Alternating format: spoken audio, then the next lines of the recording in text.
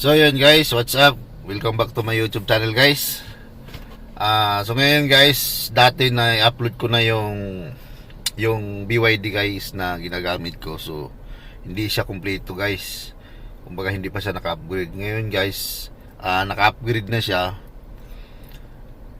Napakaganda na guys siya dito ngayon sa loob guys, kasi di ka na mainip pag ikaw nag-iantay sa imong amo, kasi pwede ka lang manonood ng pelikula, pwede ka mag-video okay.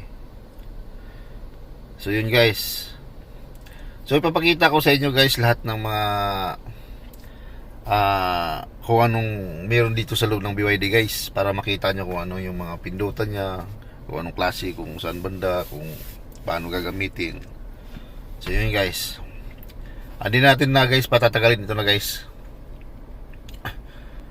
So yan guys yung kanyang monitor. So naka-video okay na ako niyan guys, naka-set up na yan So hindi ko lang siya patagalin kasi baka maka-copyright ako guys. So yan guys yung kanyang naka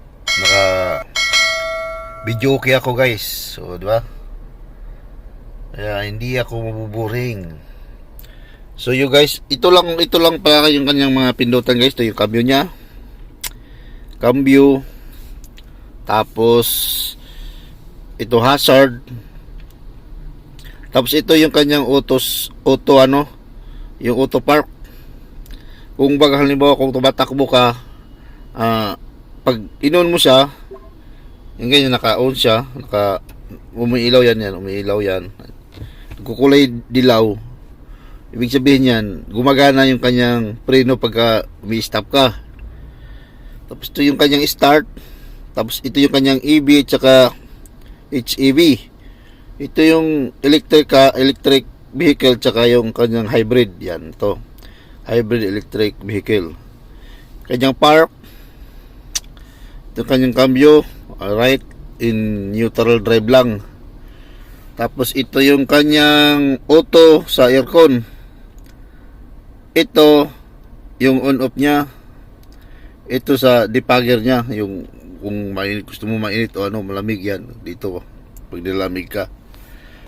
Volume ng kanyang stereo monitor. Tapos ito yung kanyang pindutan ng mga kanyang settings, ganyan yung kung gusto mo magpalipat-lipat, yung ganyan tulad nito. Normal, yan normal, sport. Tapos yan, eco. So ilalagay lang natin sa normal guys. Minsan nag-i-eco ako pagka kasi sabi nila nakakatipid daw sa gas ang eco. So hanggang dito lang yan guys yung ipiplex ko. So sana magustuhan nyo.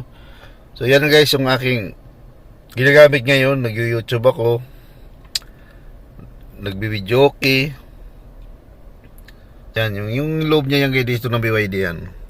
Ito yung BYD na Lion 6. So yun guys, yung kanyang loob. Ito yung kanyang loob. Medyo madilim lang guys kasi nandito ako sa parkingan. So yun guys, maraming salamat guys. Sana magustuhan niyo yung aking paki-share na lahat at paki-like and share na lang yung aking video guys. Ako po yung magpapaalam na hanggang muli. Maraming salamat sa inyong lahat. So, bye-bye you guys. Kung ninyo ang mga ganitong uri ng content, maaari po kayong mag-comment, mag-like, mag-share at mag-follow ng ating Facebook page.